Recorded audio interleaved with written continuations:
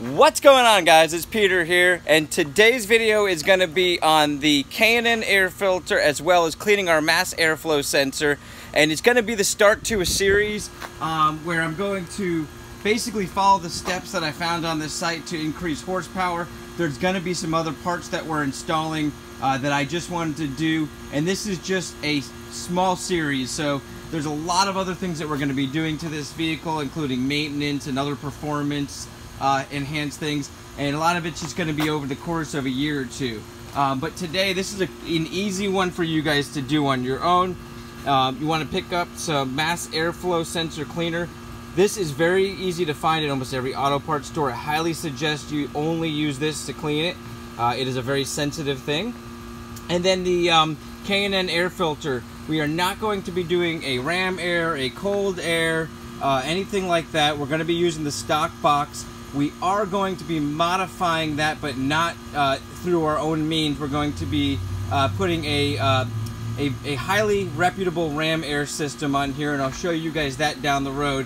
But that might not be for a few more months. But we're going to stick with the stock box and the K&N air filter. And mainly I'm doing this right away because my oil was overfilled, and I got tons of oil all over my air filter.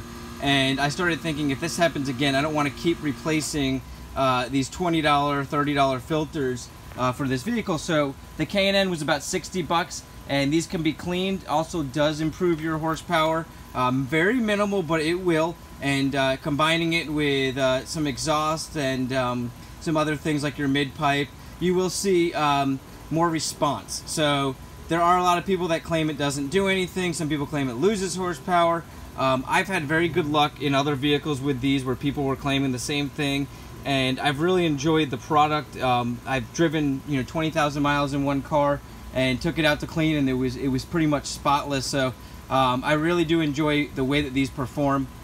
And in this vehicle specifically, you don't have to worry about the oils. People talk about the oils, messing up the mass airflow sensor and other parts. But this car runs oil through the entire system, so it is something you have to basically keep track of anyways, and that's where our mass airflow sensor cleaner is going to come into play. So let's go ahead and pop the hood. I'm going to walk you through taking out your stock air box, dropping in your filter, cleaning your airflow, your mass airflow. Alrighty guys, let's get started. I do have to tell you, it is 1,000 degrees out here in Florida, so it's going to be a tough one for me. But one of the things that is a benefit is everything's going to be real soft and easy to take apart, the hoses and everything. So if you live in colder climate or you're doing it in cold weather, they recommend starting the car and warming up the engine a little bit, maybe 5-10 minutes, so that it's easier to pull some of these brackets apart, like this box is wedged in. Just kind of a little advice ahead, but I'm going to show you where we're going to start. Basically, we're going to start by changing the filter. And then the mass airflow sensor is going to come, the cleaning of that's going to come right after that, but it's kind of all in one package. So your mass airflow sensor is right here. It's connected with these two screws, and you got to be very careful when pulling it out because there's basically a little string, like a wire with a ball on it, and that's what reads to the computer. And if that's dirty, it's going to give you rough idling, poor power. And that's why it's highly recommended on these vehicles specifically to clean these often. But we do need to disconnect that to even get to the air filter. So first I'm going to show you how to do the air filter. We're going to start by undoing this first, which is, if I step back here, it's directly behind the air box, and it's a green plug. So we're going to undo that first. Now, mine is broken, but there is a little wire that plugs into the back of the air box here. Mine did break off, but you're going to want to pull that out. And then the last thing we're going to do on this part of it is take our mass airflow sensor cable off here. Okay, so now that we got that off, we're going to basically rock the box. Starting in the back, you're going to basically pull it up, and then up in here we're going to do the same thing.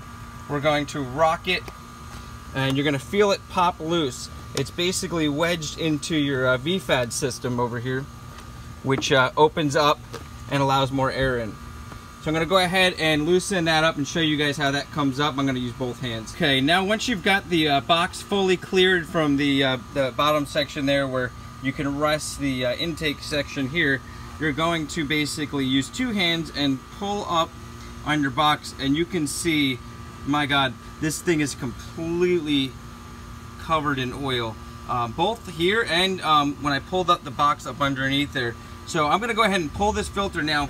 If you're just changing your filter, you can basically, at this point, drop your new filter in, close your box up, and then basically reverse the order, push the box back in, and you're gonna make sure that this part here gets put into your VFAD system, which your VFAD system is what opens up at certain RPMs to allow more air in.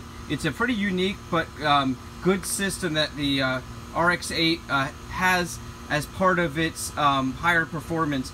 And a lot of people claim that it's better than any aftermarket, and then some people have modified it, and that's probably what we're going to do. We're going to be using, like I said, a ram air system that's specifically designed for this, that does bypass that. So that's where we're at now. You're going to be, like I said, if you're going to be just changing the air filter, you can push this box back using two hands and get it back down in there and make sure it snaps back in, and then reverse putting your plugs back. You're going to put your green one. This is your MAF, your mass airflow sensor plug, and then you're going to make sure that clip that was broken on mine gets put back in. So you're good to go now if all you're doing is the air filter. But we're going to go a little step further, and we're going to remove our MAF. So we're going to keep our plug off there and go ahead with our Phillips head screwdriver. And I'll do that now because I'm going to clean this box completely out. Make sure you do not lose these screws also. These are, this is a magnet screwdriver, so it's nice, it does pull them out, but I am going to make sure that we do not lose those, and I'm going to pull my screws. Typically I'm going to have a magnetic tray that I'm going to toss these into. I do have one in the car that I'm going to grab, but I'm going to set those down for right now off to the side, just so I can show you guys how this comes out. And wow, that definitely is going to hinder performance. I did have a rough idle recently, and I'm guaranteeing this is a huge part to it. So this is what, if you overfill your oil, this is what can happen. You're going to get oil all inside your air box and inside your MAF. So we're going to go ahead. We're basically going to use our MAF spray, which is this right here, our sensor cleaner, and we're going to make sure we hit that sensor there, that little prong thing. That's the most important. And we're also going to spray down inside, underneath. We're pretty much going to clean down the whole area. Do not use anything besides this. It doesn't have to be this brand, but Mass Airflow Sensor Cleaner. This is the brand that I highly recommend by CRC. You can pick it up in almost any auto parts store. But you're going to mainly want to make sure you get that little ball clean, and do not touch it with your fingers. Do not bang it around. They are very sensitive, and you'll have to replace this entire unit. I'm going to go ahead and clean that down and show you guys the results, and then we're going to fire her back up, get everything put in.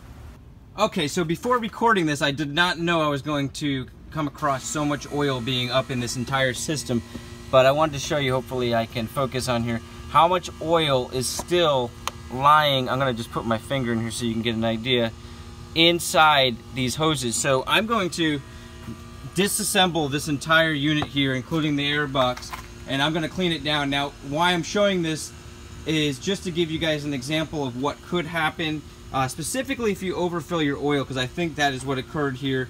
And one of the next things I am going to do is install a catch can, which would eliminate this excess oil going into your throttle body, your air box, and all that.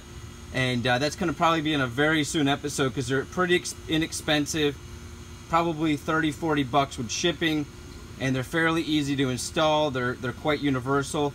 If you have any questions about that, feel free to hit me up. I'll send you some videos that I've seen. Driven by Madness has some amazing videos on some of these things. But yeah, check it out. Google search or just check out that video. Maybe I'll put that down in the link so you guys can check out the catch can, because it might be a little while before I can get to installing that. But it's very important, obviously, here with these vehicles, because you're going to get a ton of oil that's going to get, you know, trapped up inside of these hoses, the air box, and most importantly, your mass airflow sensor is going to get all caked up like this. And what I'm going to do with this, I'm just going to lay it down on a clean microfiber towel and just spray it down and let it dry. That's the most important thing, is just make sure it's dry before you hook up all the electric. But man, I'm hoping that none of you guys run into this issue, but if you do, good news is my car was still running, and it was running pretty powerful, so I'm pretty damn excited about how good it's going to run after I'm done here. And I'll go ahead and show you guys the procedure of dropping the K&N into there and putting it back together, but I don't want to have to show you every little piece I'm doing here, because this might not be what you need to do, but it looks like it's fairly self-explanatory on what needs to be removed here to get these hoses off, and then pull the air box out. Alright guys, so I'm going to go ahead and do that now and come back. Okay guys, I wanted to fill you in quickly. I did not want this video to go super long, but I felt like this was very important, because if any of you guys start taking your airbox apart and run into this crazy issue that I ran into, I want you to see some of the parts that you might need to take apart and clean. So I've got the bottom of my airbox here, which just pops off. It just undoes from these little hooks here, and you can pull it right out.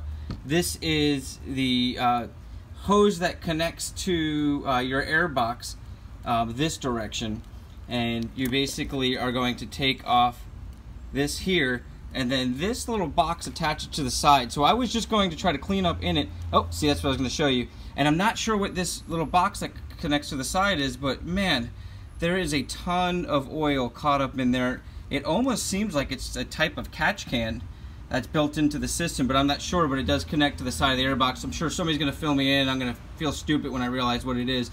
But what I'm doing right now is I'm just using some simple green, or a degreaser, whatever you have, parts cleaner, simple green, any of that stuff, and just cleaning all this down, scrubbing it out with a brush and getting all those oils off of there. I'm going to let it dry very good, and I'm going to dry it down with a microfiber towel, and then I'm going to put all these parts back in. But I just wanted to show you guys, and these hoses, and I'll show you when I get back on the car, just really slide on very easily.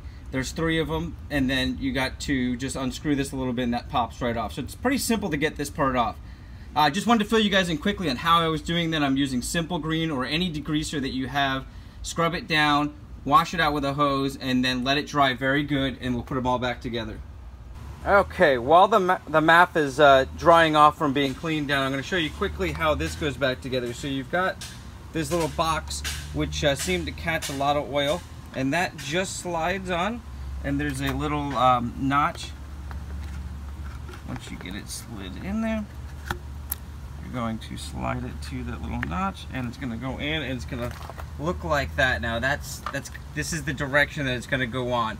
So now what we're going to do is we're going to slide it up under and back on there like that. Now your hoses should line right up, so you're going to slide your 1, 2, and 3 hose on, and I'm going to have to tighten that up and use 2 hands, but you're going to have your 3 hoses here, and your one that curves is obviously going to go on this bottom one here. So it's pretty hard to put the wrong hose on. I'm sure it's probably not a big deal because they are just vacuum hoses, but they do line right up. And then after that, this is where your top of your box is going to go in, and your MAF is going to connect here. So I'm going to show you guys all of that put back together now. And also, just like before, you're going to drop our K&N filter in here, put it back together, hook our clips up, and we're good to go.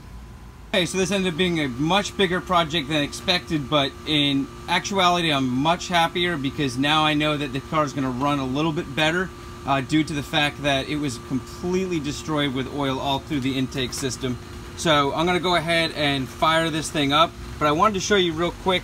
I found it easier to take the air box off by undoing the front hose here and pulling that back and off, and then you can kind of pull the air box out. I know at the beginning I showed you how to pull it up like that, but when doing that I actually chipped or snapped a little piece of the plastic ring. Luckily it's not going to affect the airflow, but I more so cracked it. I didn't chip it. Put a little crack in it, but it seemed to slide right back in fine. But I just don't want to see anybody breaking their air box and having to purchase a new one because they are quite expensive. And these factory ones do an awesome job. So I'm going to go ahead and start it up. It's about actually starting to rain now. But let's see if we can get it started up and see if we get any better idling. Wow, started up very nicely. And you guys can see here I have a check engine light as well as my coolant low level. And this is the coolant one is because the sensor is bad. The check engine came on shortly after doing the mid pipe, and I'm hoping that I could clear that. It might be even been from the mass airflow sensor being gummed up. So let's hope that we can clear those codes. Velocity is very nice. I can go down there, they'll scan them and clear them, and they'll give me all the codes. But looks like we're having perfect idle here. I'm not getting any heavy vibrations like I was getting. To be honest with you, I thought maybe my motor mounts were going, but now I know it's definitely because of that whole system being gummed up. So let's go ahead and warm it up, and I'll do some revs to see if you guys can notice any difference in the intake sound.